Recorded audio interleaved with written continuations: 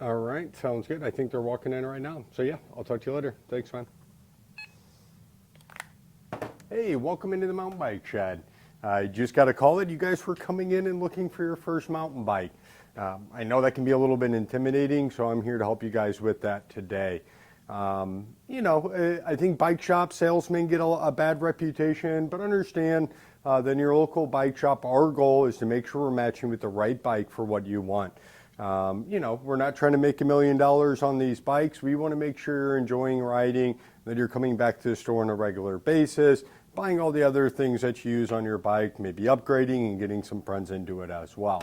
So, a couple things you need to know. You need to know how tall you are. So basically know that. It's going to be one of the first questions we ask, so we know what bike we might have here that'll work for you, or maybe we need to talk to you about ordering in a bike. No big deal to us either way, whether we need to do that or not. So don't worry there. Be honest. Tell people how tall you are.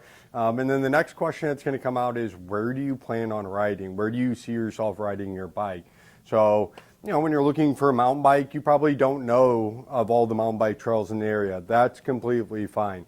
What we're kind of looking for is, are you planning on riding with the kids mostly, and then you might hit a mountain bike trail here or there, or maybe mountain biking to you is a double wide bike path or something along those lines. So that's going to really direct how we kind of gauge things. The next question is going to be, what's your budget?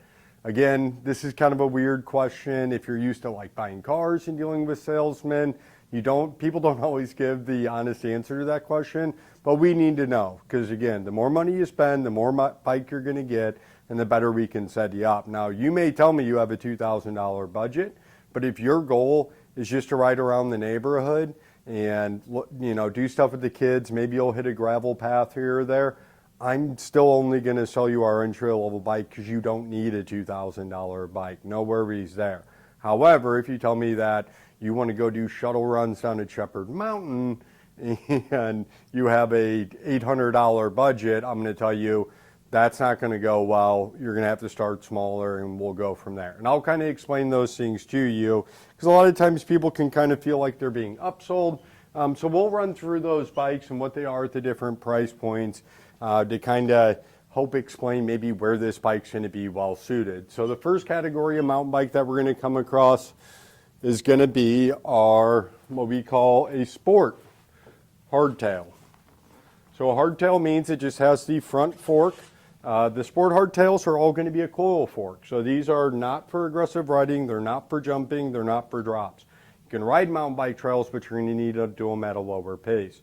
On a $600 bike, in today, kind of 2024, a $600 bike is going to have 3 chain rings on the front and probably 7 or 8 gears on the rear. The problem if you mountain bike with something like that, it's going to bounce around.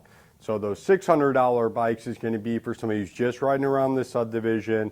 Maybe they'll hit some gravel, some really easy going dirt trails, and that's it. Some river bottom trails, something along those lines.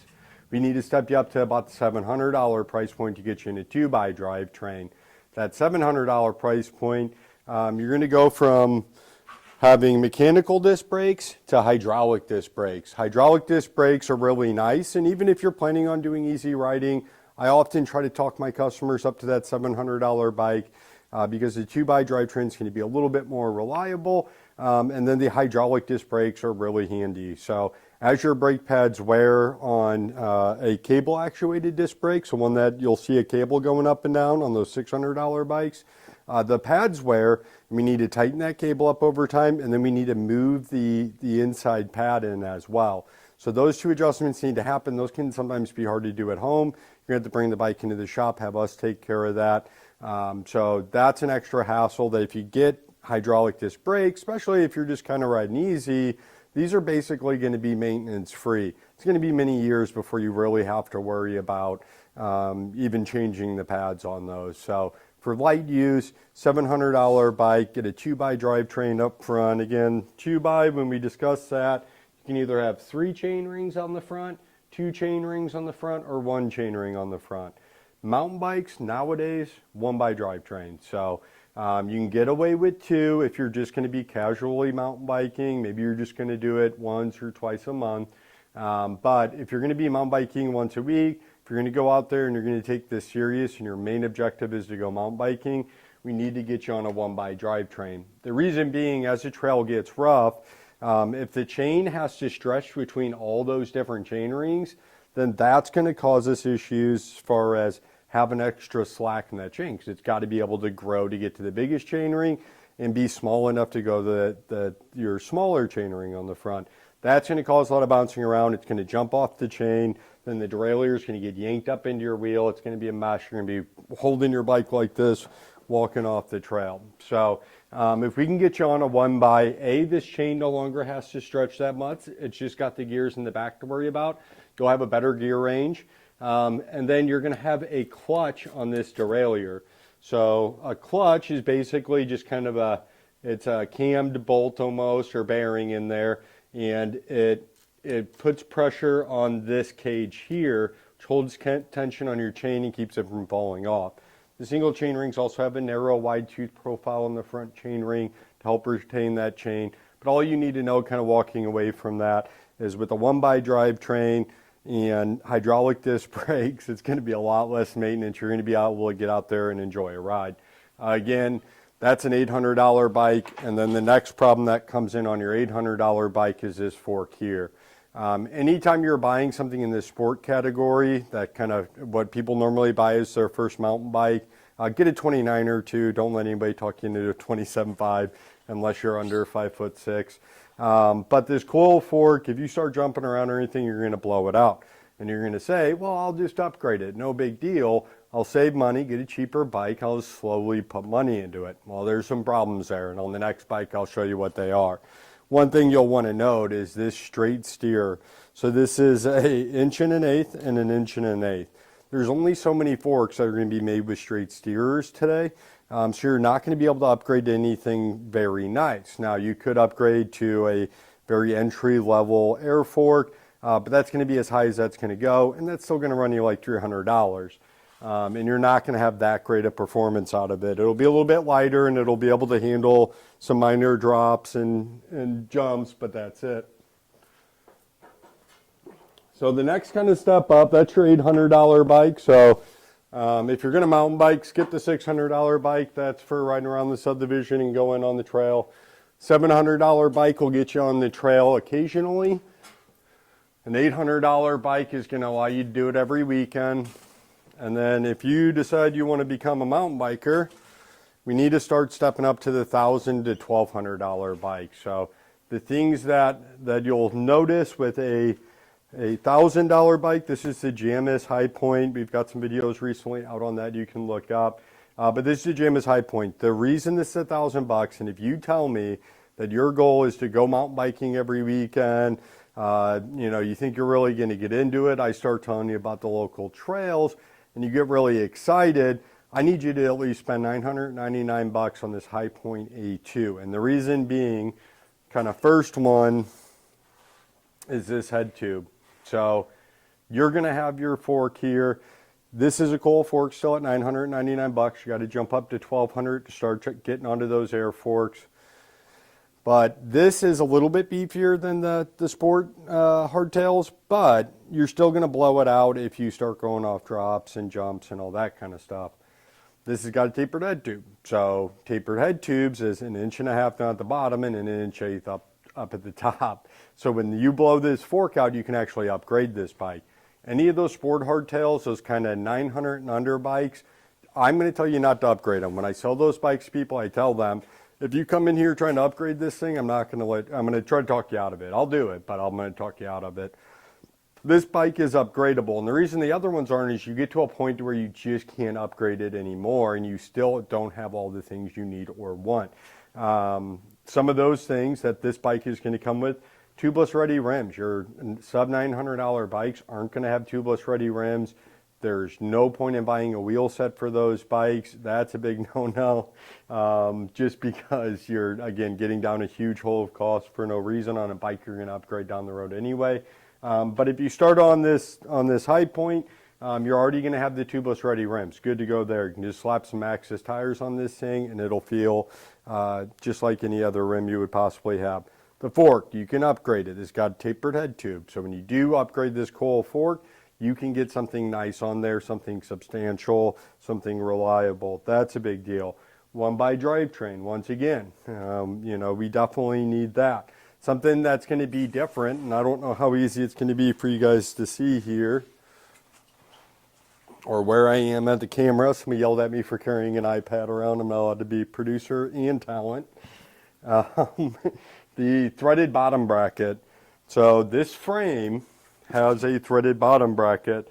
That threaded bottom bracket's going to allow for a standard two-piece mountain bike crank. And being able to do that, essentially you have your crank arm here, but on the other side it's got a shaft that goes all the way through, and then this crank arm, well, on this one, the other crank arm attaches to it. That's really important as far as reliability of a mountain bike goes. All those vibrations, all your weight's going through the cranks and through the pedals. Those other bikes are going to have what's called a square taper. Those are going to wear out as you go through rough terrain. It's not good. You'll have to replace it. So it's going to cost you $130, and that's kind of where that cost of this bike comes from. So you're going to have that. Another really important thing we're going to really want to make sure we have right here. So this is our routing for an internally routed dropper post. You might have internal routing for your shift cables, for your brake cables, but you need to look at this seat tube and make sure there's a hole here. If there's not a hole there, then we probably aren't going to be able to run an internally routed cable. Even if it looks like it would pass through here, like this bike looks like, oh, it might pass through there, it's not going to, trust me. Even if we remove the bottom bracket, there's a shell there. It's a big mess. So you got to have this exit hole. There's not a lot of really good options of externally routed dropper posts put on bikes. So again, that's going to be another upgrade you can't do to that beginner, the sport under $900 bikes. So that's really important. Tubeless ready rims. That's really important. Again, you're going to have the hydraulic disc brakes. But this is going to be a bike that's upgradable. So if you come in after buying this bike and you're like, Adam, this fork's too heavy, it's not responsive, I can't adjust it, I want to put an air fork on, I'm going to be like, oh yeah, let's look and see, where are you riding, where have you been riding at? And then we'll kind of judge the level of fork maybe that you need to be on. But we'll do that. Or you can install a dropper post, no problem there. You can get better tires and go tubeless on this bike. The rims again are tubeless ready. The tires need to be upgraded to really be able to do that. But that's going to be important. Now these kind of bikes are going to be, a little bit more solid and a little bit more ready to go for you. So definitely recommend that. $999. You need to spend $1,000 to get on something that you can actually mountain bike on a consistent basis and not worry about it breaking, and something that's going to be upgradable for you over time. So if you say you're going to mountain bike and that's what you want to do, then I'm going to try to talk you into the $999 bike. So that's $1,000. The next kind of point we're going to go is over to the full suspension bike. So why would I recommend a full suspension bike to a new person? There's a lot of reasons for it. Let me get you guys zoomed in a little bit here. Linda's left the scene. She's over in her bed. You guys can't see.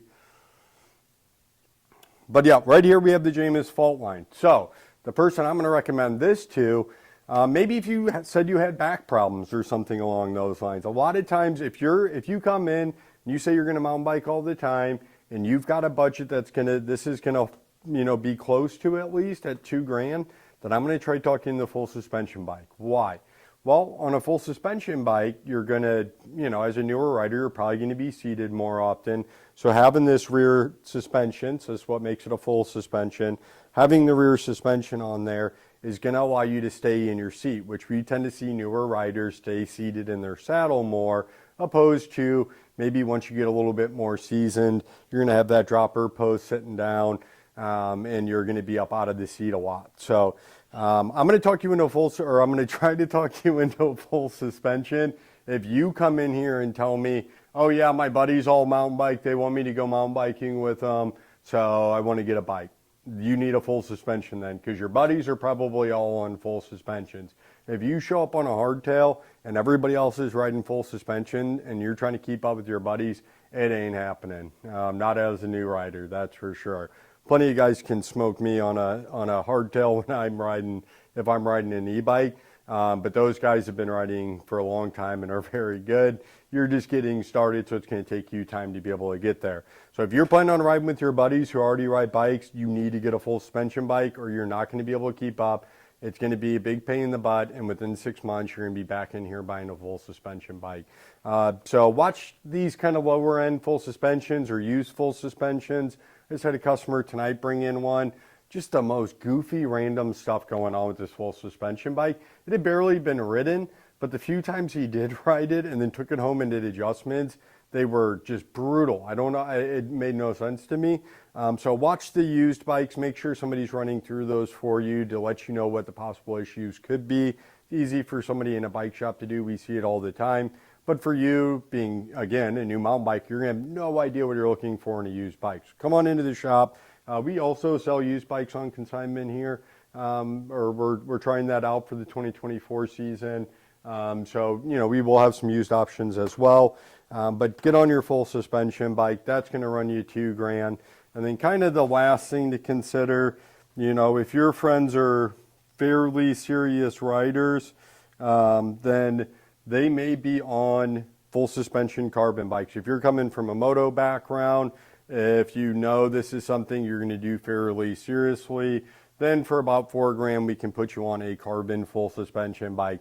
But if you're just coming in looking at a mountain bike, I'm not going to try to talk you into this bike, not unless I know you're really serious and you know you're really serious, because I'd hate to see you put an investment in like that. But again, if you've got buddies that really like to ride, and you're going to go with them, well, things like the Hardline at $3,100, the Portal at $3,800, those could make sense, but I'm not going to try to talk you into it. I am going to try to talk you into a $2,000 full suspension bike, though, because I do think that will make you like riding a lot more than if you buy a hardtail. But if you get a hardtail, we need you to spend $1,000. If you spend less than that, you're going to be, your bike is just not going to be able to handle the trails today. And, a lot of people start talking about the price of bikes and how they've gotten out of control. And, absolutely, if you've only got $500 or $600 to spend on a bike, just wait another month and save up another $200, please. But if you have to buy it now and that's all you're ever going to spend on a bike is $600, you can go mountain biking with it. You're just going to go a quarter of the speed as everybody else. You can't go ride the jump line. You can't do a lot of things other people are going to do. You can still go out in the woods and have a really good time and have fun, but you're not going to be able to ride like everybody else is. And that's why bikes are so expensive. People say it's gotten out of control, but honestly, the kind of situation is that bikes have gotten better, the trails have gotten faster, and we all demand better out of our products. So yes, a $600 bike today is better than a $1,500 bike from the late 90s, but in the late 90s they were going an eighth of the speed we are going today down normal trails, or that normal folks are going down trails. So that's something to really keep in mind. But I hope that was helpful and I didn't rant around too much on you guys. We'll cut this up into little shorts to try to help make it a little bit more consumable. But yeah, come by and see us. We're not high pressure. Most bike shops aren't going to be. We just want to make sure you're on a bike that is going to work for you, a bike that is going to make you keep wanting to ride mountain bikes. That's our goal here. This isn't a car lot. Yes, bike shops need to move bikes. We need to get some bikes off our floors, especially now. But that isn't the ultimate goal. We're all working at bike shops because we love biking, especially if you go into a specialty store like ours for mountain bikes. We love mountain bikes, and we sell hybrids and kids bikes and gravel bikes and road bikes, and I'm more than happy to help get people on those, and it excites me just as much.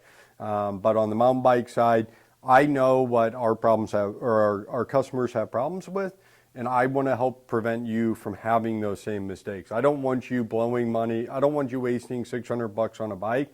I rather you wait a month, get the $1,000 bike, and then have a little bit extra money to get some better gear and equipment to keep you safe out there. So, again, we're passionate people here at the bike shop.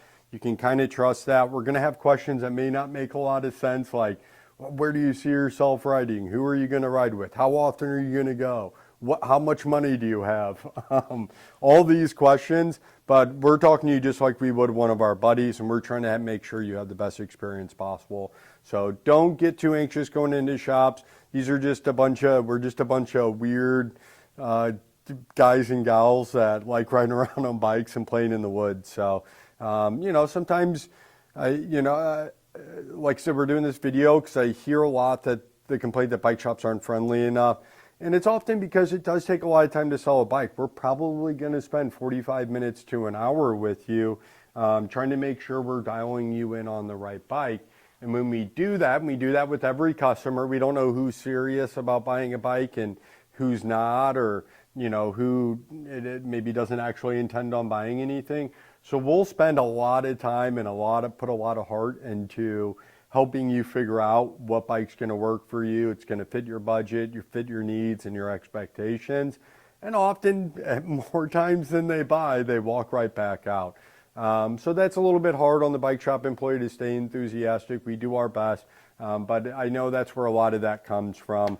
Not so you have to stick with your bike shop employee, but come in, know some of the answers to your questions, be honest. That's the biggest thing. If you're not buying that day, great. Let the bike shop employee know that, like, hey, I'm not buying a bike today. I'm just trying to figure out what I need to do, what I need to save up for, and what I'm looking for. And we're still super happy to help you. You don't always have to be buying something, but don't, waste an hour and a half of our time pretending you're really serious about a bike when you weren't. And we could have been helping somebody else in the store maybe that needed assistance. So let us know kind of up front about what the urgency is on making sure everything's taken care of for you. And come back a couple of times, talk to us a few times about it, but be honest with us. And then we can make sure that we're setting you guys up to have the best possible time out on your bike. Again, bike shops have plenty of things for you to get fit on. You're going to tell us your height, and we're going to look. Your height's not just how tall are you? Okay, that's what bike you're going on. You tell me what your height is, and I'm going to say, okay, he says he's 6 foot. He's definitely 5'10", or you're 6 foot, but 5 foot of that is torso and a foot of its legs. Well, then I'm going to put you on an extra small bike. But if you're 6 foot, you're kind of split right down the middle, I might put you on a medium, or if you have unusually long legs, I'm definitely putting you on a large. So it's not an exact science, it's by feel. The bike shop's going to know the bikes they sell. They're going to have input back from the customers that have bought them already. We've sized thousands of people on bikes. We don't always go by those charts. I actually don't think about the charts at all when I'm helping decide bike size. And a lot of times we need to put you on a bike and let you ride it around, and we'll watch you ride. We'll see how much bend you got in the elbows. We'll see how much you're leaned over. We'll look at your body positioning, and that'll be able to help us guide you to the right size bike. So again, go into the bike shop, have fun. It should be a great experience getting a new bike. The bike shop employee is going to be so stoked for you getting a new bike, especially if you're a new mountain biker. I know I always overfill everybody with information if they tell me they're just getting into it, whether they already got their bike or they're looking for a new one. So be ready for that. Set aside some time. We'll definitely dedicate time to you here in shop to make sure you're prepared to have a good time. Tune in next week. Subscribe to us over on YouTube. Make sure you like things and comment on stuff. That all helps the old algorithms, and the more numbers we see pop up on this, the more time and efforts we can dedicate to putting these types of videos out for you. I'm getting better as they go along. So stick with me, subscribe, like it, comment, good or bad, whatever. We'll see you guys next week.